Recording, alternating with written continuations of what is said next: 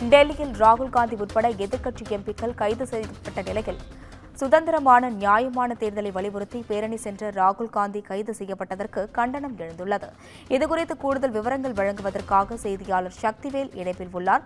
வணக்கம் சக்திவேல், தற்பொழுது ராகுல் காந்தி கைதுக்கு விஜய் கண்டனம் தெரிவித்துள்ளார். இதுகுறித்த விவரங்களை பகிரலாம். நிச்சயமாக வணக்கம் அஸ்வினி.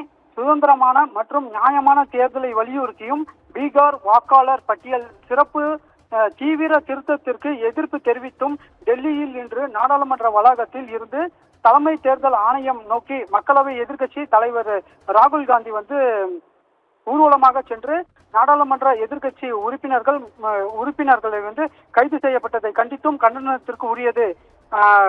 கடந்த டிசம்பர் மாதம் நடைபெற்ற எல்லோருக்குமான தலைவர் அம்பேத்கர் புத்தக வெளியீட்டு விழாவில் பேசிய போது நாம் நாடு முழுவதும் வளர்ச்சியை அடைய வேண்டும் என்றால் ஜனநாயகம் காக்கப்பட வேண்டும்.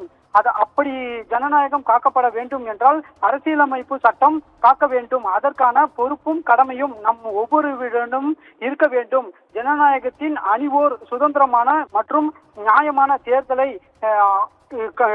தேர்தல் நடத்தப்பட வேண்டும். அப்போதே ஆணித்தனமான ஆதாரமான தெரிவிக்கிறோம்.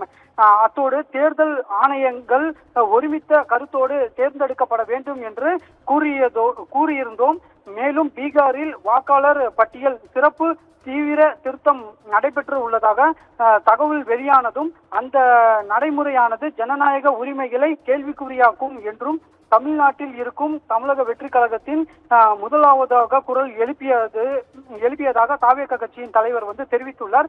ஏற்கனவே நாம் கூறியது போல அனைவரும் நம்பிக்கை ஏற்படும் விதமாக ஜனநாயகத்தை காக்கும் வகையில் சுதந்திரமான மற்றும் நியாயமான முறையில் தேர்தல் நடைபெறுவது உறுதி செய்யப்பட வேண்டும் என்றும் அந்த அறிக்கையில் கேட்டுக்கொண்டுள்ளார். அஸ்வினி,